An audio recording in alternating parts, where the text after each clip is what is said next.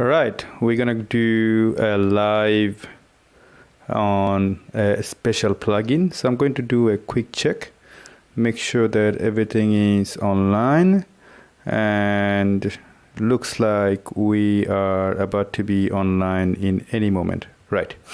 So I hope that it's gonna work properly, because this is gonna be my first serious live streaming on a particular software. So I'm going to give about a few moments, then I will get to the point. Now, today in this video, we're going to talk about a particular software. Now, this software is not this one. This is just an interface. This is a software about how to give a traditional, real film look on your images. I'm looking at the portrait image right now. Now, it's also can be done for any kind of photography. Now, what is the film look? Film look is basically, you know, back in the day when you used to shoot film, I used to shoot film, I still do shoot film, and you have, first of all, black and white and color. So in general, you have many others, but we're going to focus on those two. Now, each color stock had different color tone, different kind of contrast, linear curves, different kind of grain, different kind of like a color cast.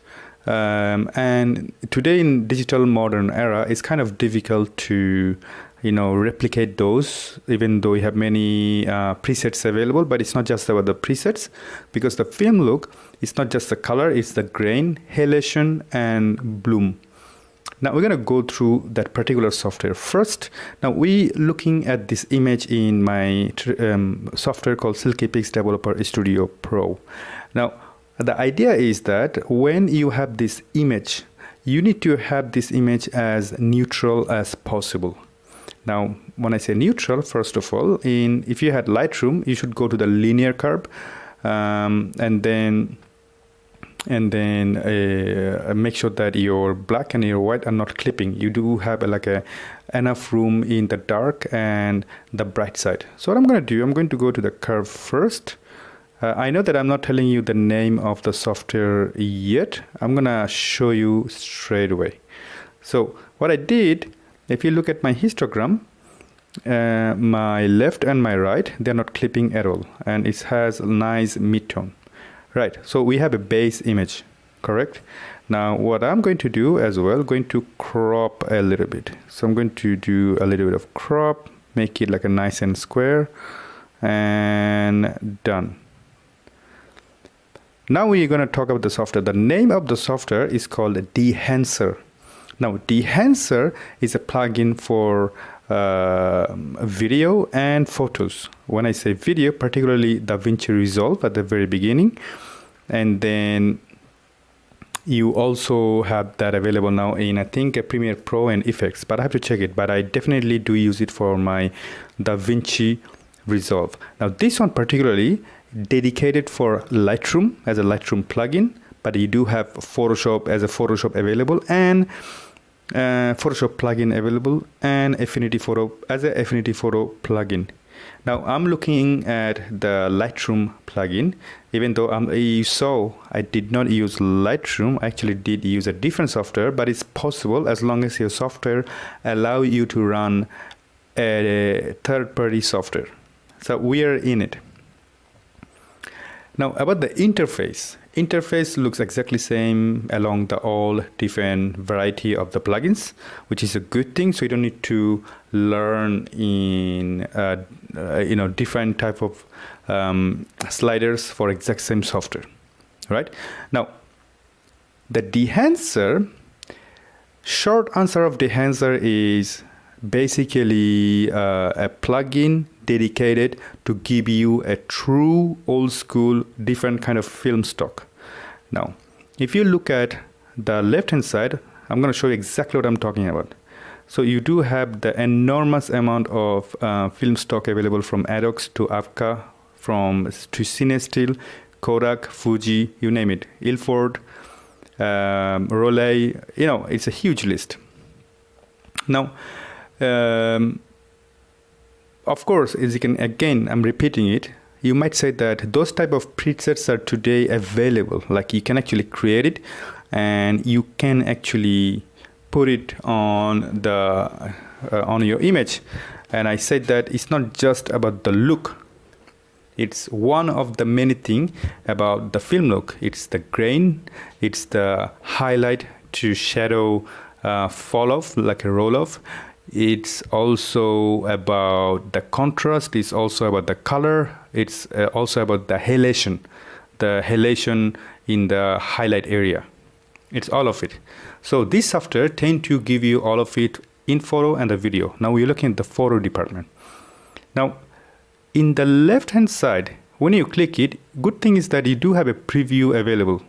Now each image you can clearly see, because in our SilkyPix Developer Studio Pro, we already made a base correction, especially with the shadow and the highlight. So it became linear. Also what happened, which is that our white balance is also quite good. So that helped us to give us a neutral look in this particular software, which is very important. So we're gonna go to our the manual of this software. In the manual department, quickly I'm gonna go through the setup. In the configuration, they actually do ask you to go to as neutral as possible, right? Now, we're not going to go through the manual everywhere in the manual, because it's going to be difficult for you and long for me to explain everything. But I'm going to go through each of it as fast as possible. Now, what do we have? So you're going to have to select a film. Now, I really love this look. I've got Agfa Color 100. Now, because CineStill is a famous one in when you call it famous, as if everybody's talking about it. So I either gonna go for CineStill or, in the motion picture department, why not, try Kodak Vision? Why not try like a Kodak Vision 250D, 500T, or 50D? You know what? Stick with 50D. Now, we select our base. Now, to be honest with you, I'm really happy with it already. All I need is a little bit more grain, a little bit of more halation, and I'm ready to post it because it looks just glorious. Because look at this highlight in the forehead, the highlight to the hair, which is the darkest part, the shadow. It's just really nice, beautiful roll-off, which is amazing. Now, in traditional photography, you have push and pull. Push and pull meaning that imagine your photo was a little bit of underexposed, so you would push it to bring some color back. Or if it was like a little bit overexposed, you would pull it a little bit and get pull it a little bit to the base standard level you wanted to do during your development process. Now that's the push and pull. Now, if you now want to look at one-on-one, that's the one-on-one. You can clearly see that you do have a what do you call it? The digital, the noise. Problem is that I disable digital noise and sharpening, which is going to transform into a beautiful grain in any moment. Now, before I do that, I'm going to explain you the source, and the source is the temperature. Now, if you're not happy with the temperature, you can change it to cooler or warmer, depends on your choice. Same with the tint. Now, here's the interesting part. These things are important for you to have a baseline, or if you want to have a creative look. For example, the film stock doesn't give you always the exact same look. Different chemical process will change your look anyway. Now, in the expand, you select your, either you make it flat like that, or you go closer to your darker part of your histogram and make it contrasty. I like in between. I actually already like this one. However, I want to bring my white a little bit more because I want the bright, the vibrant look. But this is a little too much. So I'm gonna go back. Wait for a little bit. Maybe I'm gonna be a little bit brave and push it forward. Now it looks bright, it looks punchy, it's looking at me. It's amazing. Maybe a little bit contrast. Now just it's wonderful, really. And then color mode, I stick to Luma normal, but the Luma will what happens is that it's important here. Every time you change your black point or white point, if you change your color mode to normal, it will affect the saturation. Or if you change it to Luma, it will only affect the luminance curve. It won't affect your saturation. Now I'm gonna go back to normal, so because I like this a little bit more saturated look of it. Now print. Now let me verify with the manual what happens in the print section. In the print section is actually, if I understand correctly, as per the print medium, it actually shows you optical printing is the last stage of your analog projection. As a result, we get a paper print, direct viewing or a positive film for screen projection. So essentially, it will kind of give you a look. If each time you change from linear to Cineon film log to Kodak 2383 film print to glossy paper, back in the day when you print it on a paper, again each paper would change the color or contrast a little bit, so it will show you exactly how it have looked like, which is amazing actually. Then you can manipulate it as you want with the sliders at the bottom. Now color head, interesting. Now color head is, put it this way, it's simply a curve, but the color curve. You have the curve, and then you have a red curve, blue curve, and green curve, RGB, obviously. So here you have the CMYK, so you can change your yellow. You can either go towards yellow, or you can either go towards a little bit blue, same as you've done with the curve. Same you can either go to the magenta or green. Actually like this one, even though green is a big no-no for portrait, but for some reason I'm liking it. Hey, yeah, I'm actually quite liking it. Now cyan, not really, because it's making it looking more green. Maybe I would go towards a little bit more red. Right, so we're going somewhere. You see, as I'm going towards, I'm actually showing you what it does. Now preserve exposure. Thing is, each time again you change those sliders, it would have changed your exposure too. But if you stay in 100%, it won't change anything. Same impact. It's like a, how do you say? The word I'm looking for is opacity. So if you go backward, no impact. If you go forward, it will have full impact. What if I stay in between about 75? Yep, that looks good. Now the best part, one of my favorite part here is the film grain. Obviously, film look, film grain, it's obvious. In fact, if I didn't have any modification in this particular image and just added film grain, that would be already enough. Now, I just turn on grain and it will put a default grain on the image. And grain, it's not just any grain. It's important because the film grain in film is not as a layer in Photoshop done on digital, because that's easy to do. Film grain is a silver halide. So here, if I double click to zoom in, you can clearly see that this grain looks quite normal and original, as it would have happened in seen in the traditional film image, which is amazing. Now you can change the size of it. Let's say we go all the way 12. You see, and then your size of the grain became bigger, right? Now I'm gonna add a lot of it. So you get the idea actually. So how big you want your grain, how much you want your grain. So I'm gonna go backward or click to the traditional version of it.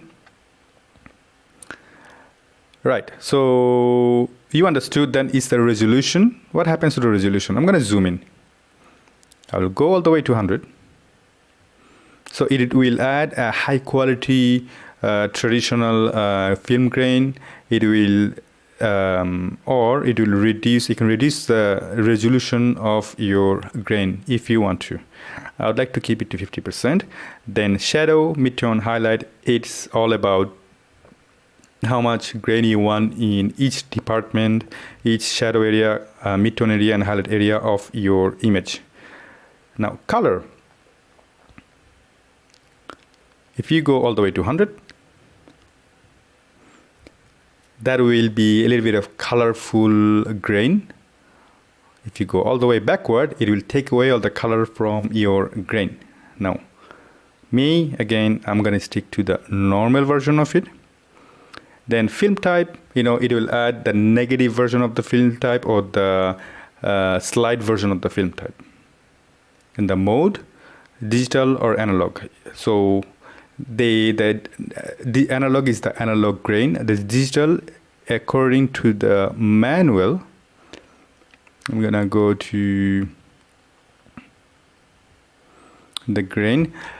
So processing mode is the original type of the grain, requires more processing power. Digital is the high performance simplified grain that may be useful for different tasks such as eliminating post-duration for the low duration projects and rendering. I'm gonna for the sake of curiosity, I'm gonna take a look. You see, it's not exactly what we are looking for. So you're gonna go back to the analog version of it. And maybe I'll make the size a little bit bigger. So you understood the grain. Now, halation. Unfortunately, I don't have any kind of like a punchy highlight, so I cannot show you the halation. But if I turn this on, it will add kind of something stronger in the highlight area. I'm gonna go at the hairline, turn on, off, and then turn on again. You see, and then what I'm going to do, I'm going to amplify it. And clearly see, it gave a little bit of a glowy look. I'm going to turn off again and turn on. So it became a kind of glowy. So what happens, it kind of work on the highlight to give this old school cinematic look on the lights, especially the highlight area. So I don't have any kind of strong highlight area here, so I cannot show you. However, I'm going to show you my favorite part, the bloom. Bloom is basically, imagine if you're looking taking a photo, but you slapped in a diffuser in front of your lens, and it kind of makes the image glowy. The old school one, not the one, the digital one, the actual one. This is the software does it give you a very authentic diffusing look on the film image, and it does work on Davinci Resolve video, which is quite amazing. Like being able to do that on the video, it's just outstanding. Right, now what I'm going to do, I'm going to kind of play the slider. For example, I'm going to go all the way to amplify as much as I can. So now you're looking at it. So amplifying meaning that how much you want, how strong you want. I love the strongest version, but maybe I would tone it down just a little bit. And each section, like how much you want on the highlight, normally a lot. The source limiter, essentially the source limiter, I'm going to double check with the manual. So source limiter is to cut off the unwanted blooming from the lower end of the tonal range defined by the highlight setting. So if I go all the way down, now I understood. So if you go all the way down, it's gonna affect everywhere. However, if you go all the way up, it will protect the majority of the skin and only affect the highlights. That's good. So I understood now. If I go slowly, so you can kind of, depends on the subject, you can kind of do your magic. Now, saturation.